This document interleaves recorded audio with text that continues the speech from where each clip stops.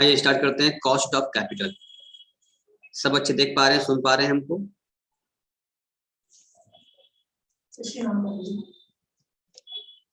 आगे सुन, कोई बात नहीं, छोड़ दो। तो बताइए, सब अच्छे देख पा रहे हैं, सुन पा रहे हैं हमको? जो लिख रहे दिख रहा है आपको? डालिए कॉस्ट ऑफ कैपिटल। पहले इसके बारे में थोड़ा समझ लेते हैं कि क्या है, चैप्टर में क्या बताया गया है, आपको क्या करना है, आप लोगों को समझ लीजिए। पहले तो कंपनी कैपिटल जो स्ट्रक्चर बनाती है अपना, जो हम लोग पढ़े थे, उसमें बिजनेस में कंपनी फाइनेंस करती है पहले कैपिटल को। अब वो इक्विटी शेयर हो, प्रेफरेंस शेयर्स हो, मतलब कि ओनर्स फंड है या बारोड फंड है, कंपनी वर्क जब कैपिटल की सोर्सेस इस्तेमाल कर लेती है तो जाहिर सी बात है उस कैपिटल पर उनको कुछ ना कुछ रिटर्न देना पड़ेगा। अगर आप बैंक से भी लोन लेते हैं बिजनेस करने के लिए तो आपको वहाँ इंटरेस्ट पे करना पड़ता है। डिबेंचर इशू करते हैं तो भी आपको क्या देना पड़ेगा, उस पर इंटरेस्ट देना पड़ता है। प्रेफरेंस शेयर वालों को डिविडेंड देना पड़ेगा।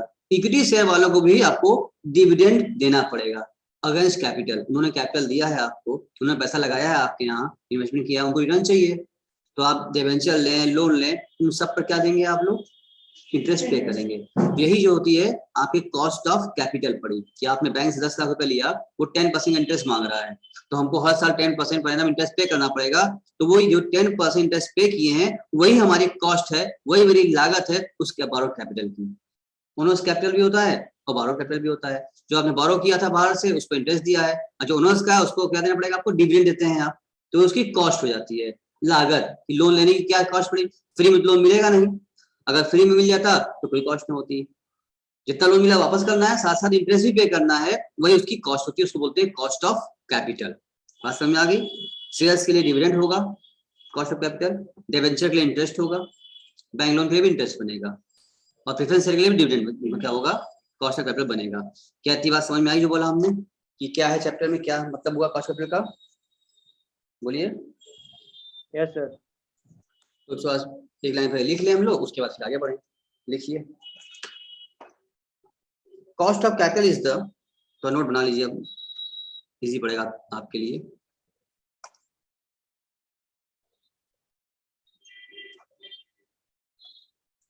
कॉस्ट ऑफ कैपिटल, सब बच्चे मेरे साथ नोट करेंगे। Cost of capital is the rate of return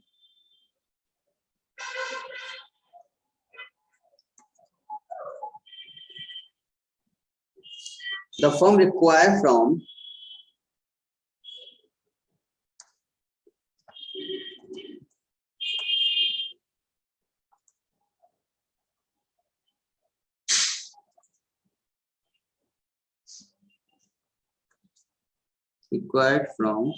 investment।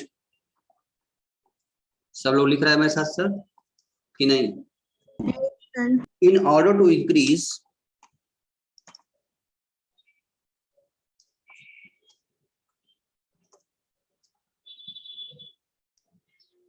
the value of the firm,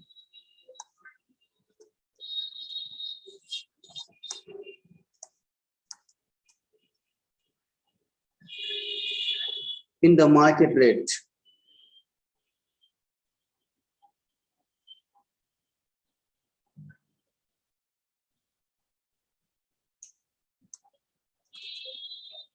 in the market rate,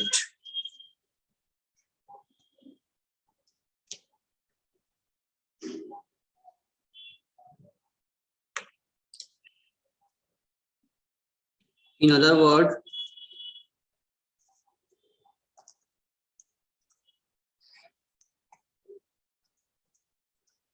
we can say that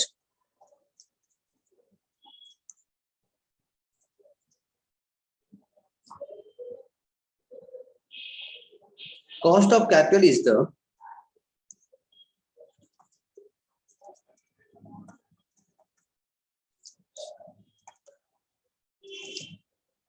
minimum rate of return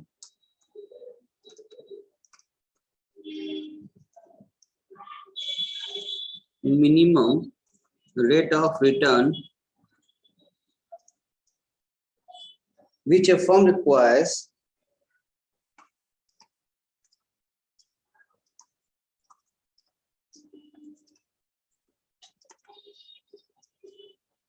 as a condition for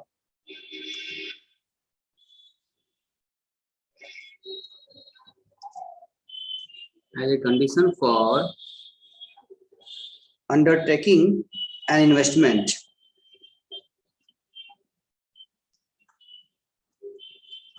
Undertaking an investment.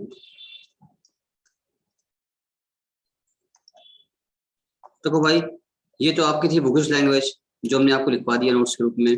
आपको समझना है तो आप ये आराम से समझ सकते हैं।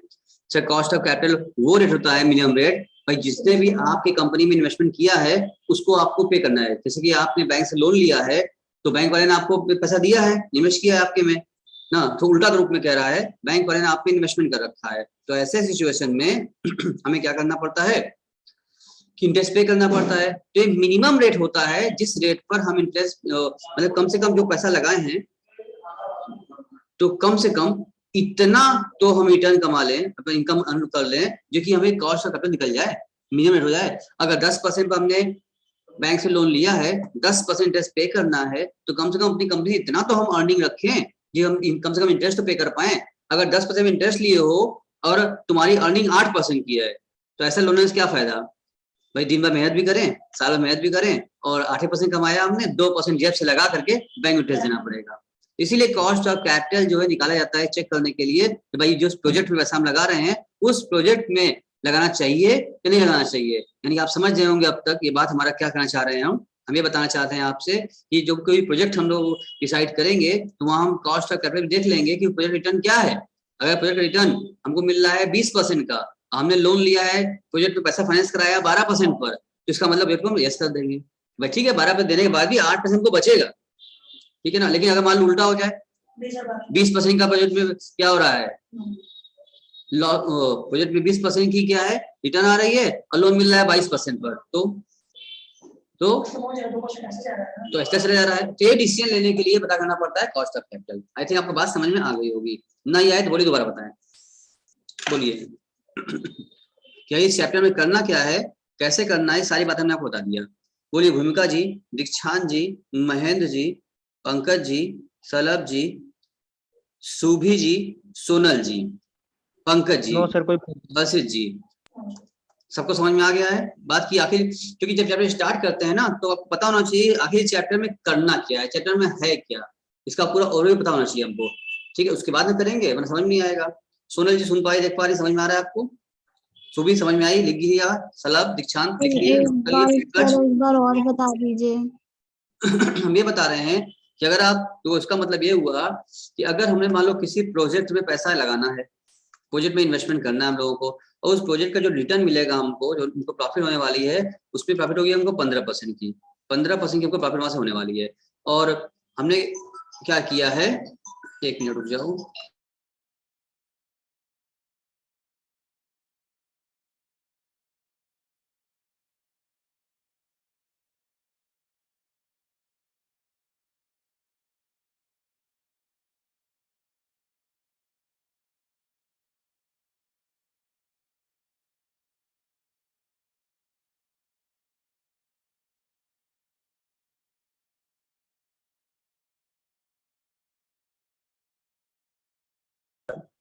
चलिए।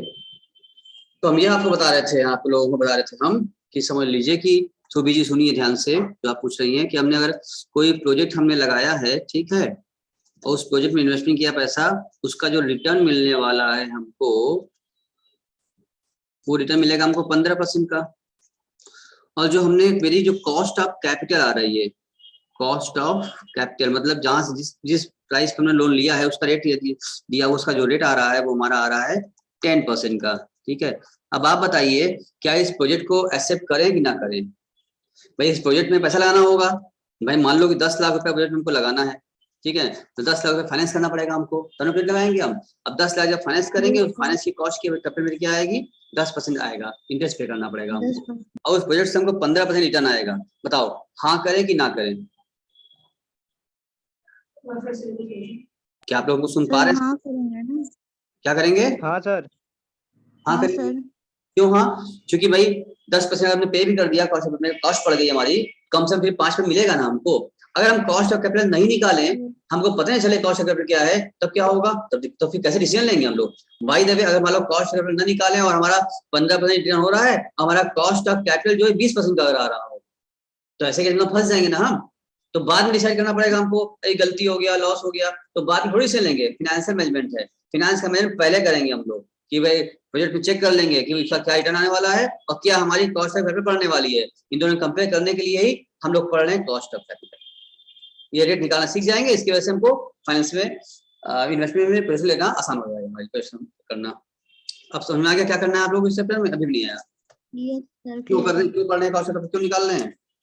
तो जो कैपिटल लगी है उसकी क्या लागत पड़ेगी, उसको बोलते हैं कॉस्ट ऑफ कैपिटल। ठीक है,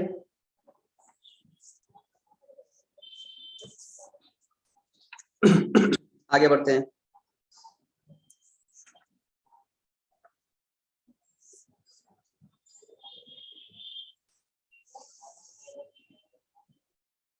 अभी जो इनके सोर्सेज होते हैं कॉस्ट ऑफ कैपिटल निकालने के, अब इसे आप डिपेंड करता है कि आप इक्विटी शेयर लीजिए, अलग अलग लेवल रहता है इसका, या आप प्रेफरेंस शेयर लीजिए, इशू करिए, या डिबेंचर इशू करिए, या बैंक से लोन लीजिए। सबका अलग फैक्टर डिफाइन करता है।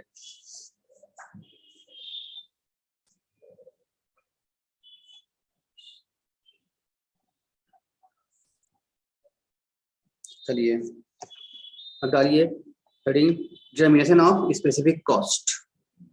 लिखिए मेरे साथ साथ, इस तारीख को लिखना पड़ेगा आपको ताकि और अच्छा बन जाए आपके सामने।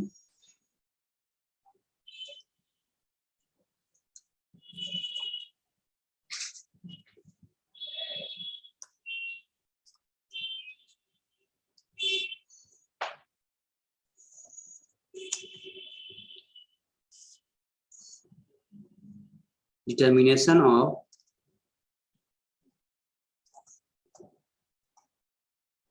Specific cost.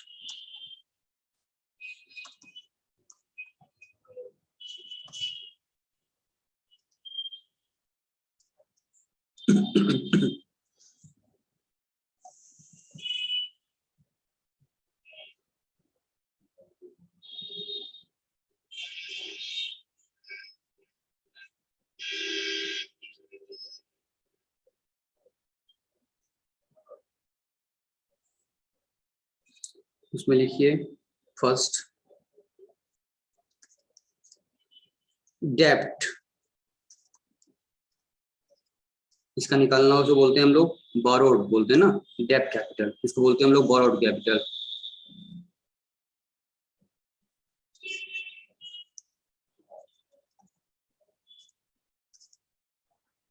Second preference share capital,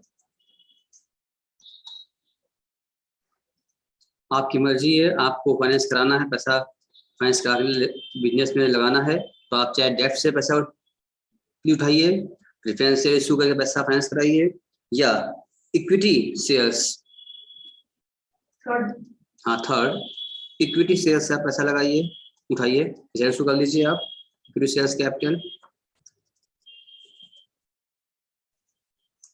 और चौथा आपका होगा fourth retain earning, retain earning ये क्या होता है सर? इसके बारे में कई बार बताया भी था आप लोगों को, ये क्या होता है? इतना हम लोग को पढ़ना है इस चैप्टर में, इन सभी की कॉस्ट निकालनी है। अगर आप फिर सुन लो सब बच्चे, अगर आप बैंक से लोन ले रहे हैं या डिबेंचर इशू कर रहे हैं, तो इसके लिए क्या देना पड़ेगा आप लोग को? इंटरेस्ट देना पड़ेगा। यही क्या है आपकी है एक तरीके से कॉस्ट अगर बनेगी आपकी, इंटरेस्ट, आपको इंटरेस्ट पे करना पड़ेगा। यही क्या बन जाएगी आपकी? सीओसी बनेगी, कॉस्ट ऑफ कैपिटल। याद करिए जब हम लोग कैपिटल बजटिंग पढ़ रहे थे, यही सीओसी कॉस्ट ऑफ कैपिटल से हम लोग डिस्काउंटिंग कर रहे थे, क्योंकि कम से कम वो रेट तो हमको जो एनपीवी निकाल रहे थे यही रेट से कर रहे थे हम लोग कॉस्ट ऑफ कैपिटल से, ताकि हमको कम से कम तभी डिसीजन लेते थे हम लोग। अगर एनपीवी पॉजिटिव आती थी तो यस करते थे हम लोग, ये यानी कि हमने क्या किया था, यही कॉस्ट ऑफ कैपिटल से डिस्काउंट करा चेक किया था भाई इतना कम से कम अर्निंग होनी चाहिए, इससे कम रहेगा तो नहीं रिजेक्ट कर देंगे प्रोजेक्ट, इससे ऊपर रहेगा एनपीवी पॉजिटिव आती थी तो एम प्लस में हम एक्सेप्ट करते थे। क्यों मैंने याद आ रहा है?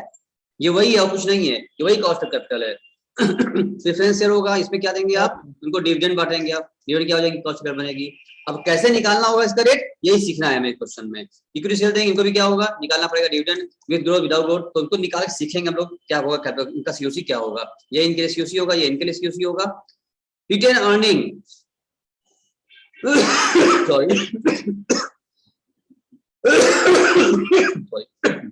देखो रिटर्न अर्निंग क्या होता है, हमने बताया था, कंपनियां जो पैसा अर्न किया, प्रॉफिट अर्न किया है, एजीएम हुआ, एजीएम में डायरेक्टर ने इक्विटी शेयर होल्डर से प्रपोज किया क्या, डिविडेंड लेंगे, उसको कहते हैं प्रपोज डिविडेंड।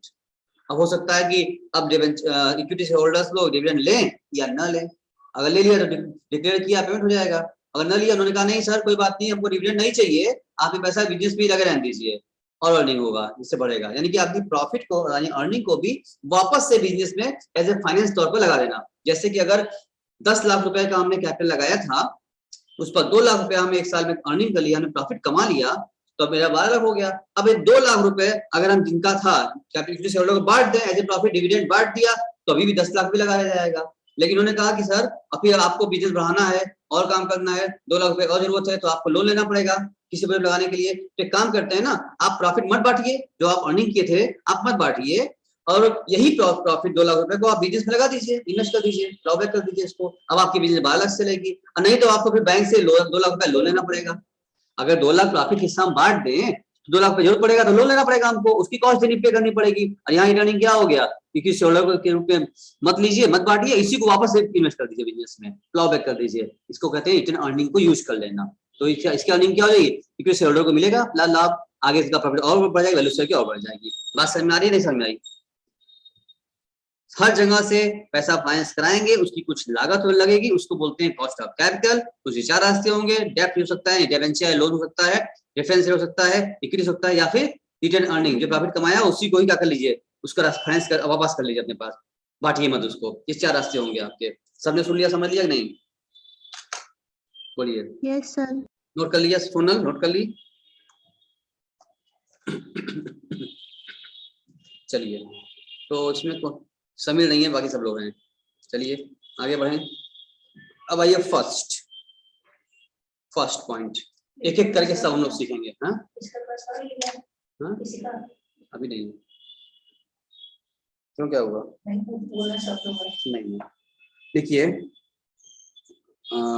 फर्स्ट लिखिए अब, cost of debt capital.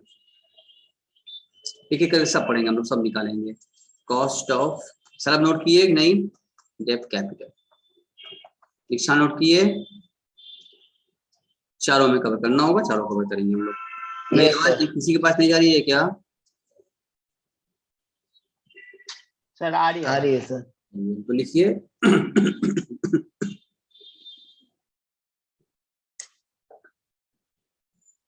Such capital is generally, लिख लो थोड़ा सा,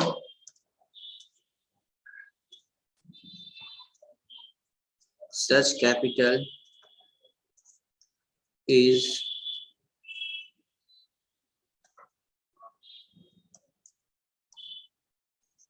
generally obtained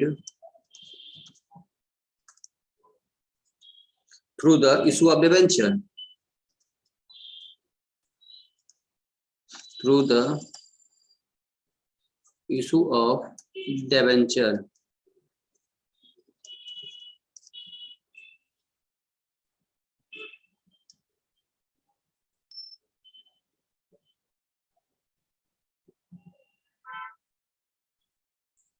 लिखिए सेकंड पॉइंट, लिखिए the issue of debenture may involve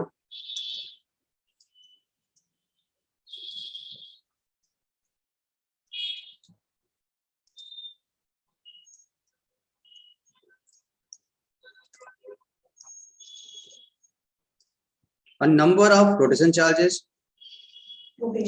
हाँ, a number of flotation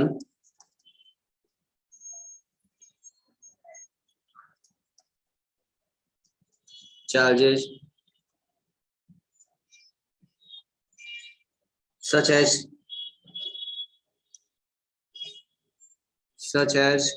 printing of prospectus, printing of prospectus, advertisement,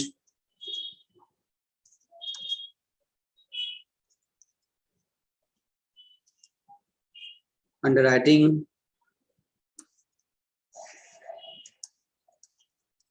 अभी सब समझा रहे हैं क्या है ये सब। अंडरराइटिंग, ब्रोकरेज, पहले नोट कर लीजिए।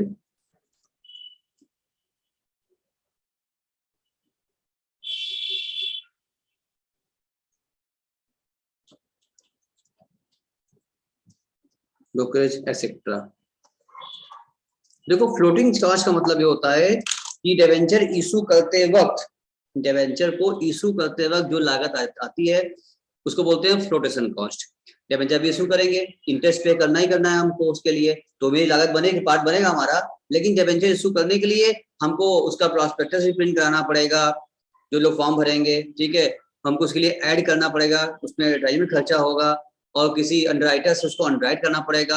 आप लोग सेकंड ईयर में शायद पढ़े होंगे आप लोग अंडरराइटिंग जब नाम का चैप्टर कॉर्पोरेट में, जो को अंडरराइट किया जाता है तभी इशू हो पाता है सभी गाइडलाइन के अनुसार। तो अंडरराइटर भी कमीशन मिलेगा, ठीक है, और जब आप इशू करेंगे जो जो जहाँ इसको मार्केट में होगा वहां से उसको ब्रोकरेज देना पड़ेगा। तो ये सब भी खर्चे मेरे सामने आएंगे, ये खर्चे भी हमें घुसाने पड़ेंगे।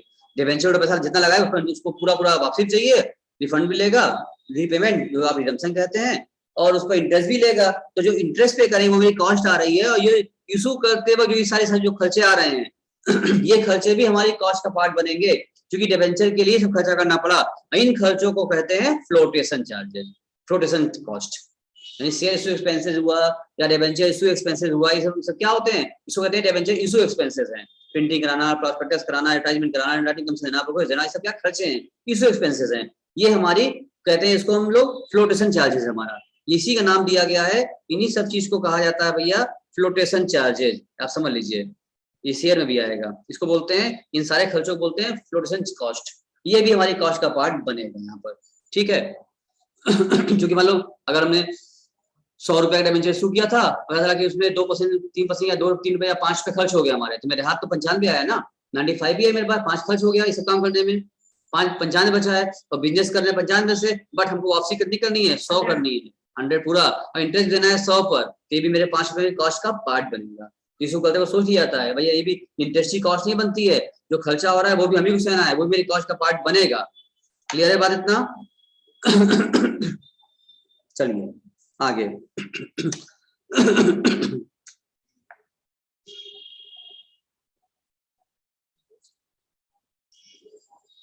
अब आइए इसका फॉर्मूला, इसका फॉर्मूला लिखिए। ये कॉस्ट ऑफ बोरोड कैपिटल है, इसको बोलते हैं हम लोग यहाँ पर सीबी शॉर्टकट में लिखिए, यहाँ पर फॉर्मूला लिखिए सी बी लगाइए, क्योंकि कॉस्ट ऑफ बोरोइंग है नहीं हमारा, ये होगा हमारा बिफोर टैक्स, अभी टैक्स जमा नहीं किया है। Before tax equal to interest payable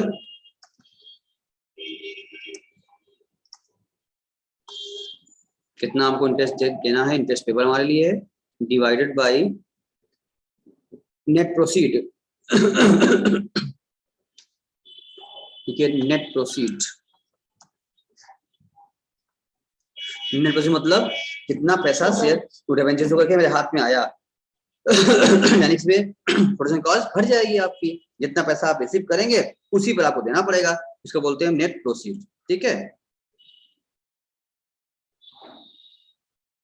इसको आप ब्लॉक कर लीजिए, इस फॉर्मूले को, इसी फॉर्मूले से हम लोग निकालेंगे, अभी इंटरेस्ट क्वेश्चन लगाएंगे हम लोग। हो गया, हटाएं।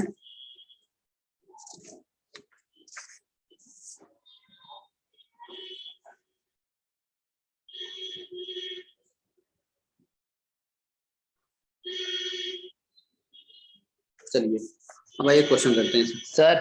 हाँ बोलो। इंटू 100 भी तो होगा। हाँ तुम करोगे तो जब क्वेश्चन लगाएंगे हम लोग तो रेट निकालना होगा, रेट दिया ही रहेगा, हमने लिख लिया है। अभी यहाँ चाहते हैं अभी लगा लीजिए आप, कोई दिक्कत नहीं है, यही लगा लीजिए आप, हम वहां जाकर लगाते हैं अभी। इसे समझ में मिल जाता हम लोगों को। इंटरेस्ट पेबल डिवाइड किया हमने, क्वेश्चन कर दिया था, पॉइंट में आता, यही लगा लो। अब आओ क्वेश्चन करेंगे हम लोग। सब बच्चे नोट कर लिए हैं तो हम क्वेश्चन करें। कितना पैसा हमको मिला और कितना इंटरेस्ट देना है। अगर मान लो हमको 95 मिला, 100 का रेवेन्यू इशू किया था और 5 रुपीज हमारे खर्च हो गए, ये सब प्रोस्पेक्टस में, एडवर्टाइजमेंट में, ब्रोकरेज में सब खर्च हो गए, 95 मेरे हाथ आया तो, और इंटरेस्ट देना है हमको 10% का, तो 10% इंटरेस्ट देंगे, 10 अपॉन फिर 95 करना पड़ेगा हमको। 95 भी मेरे पास आया है, इसी वजह प्रयास पड़ रहा है। तो मेरा कहने का मतलब हुआ कि क्वेश्चन में लिखा होता है 10% डिबेंचर, डिबेंचर में इंटरेस्ट 10% का है, लेकिन एक्चुअल लागत हमारी 10 नहीं आएगी, उसमें और बढ़ जाएगी, क्योंकि इनसे 95 करना पड़ेगा हमको। तो तुम चेक कर लोगे, 10 में 95 करो, 20 करोगे तो वहां बढ़ जाएगा वैल्यू। खैर रेट बढ़ के आ जाएगा। अगर आप यहाँ हो चुका हो तो हम क्वेश्चन लगाना स्टार्ट करें। बोलिए सब अच्छे से कर लिए या पीछे कुछ दिखाना है हमको? सब नोट कर लिया है कि नहीं? बताएं। Yes sir.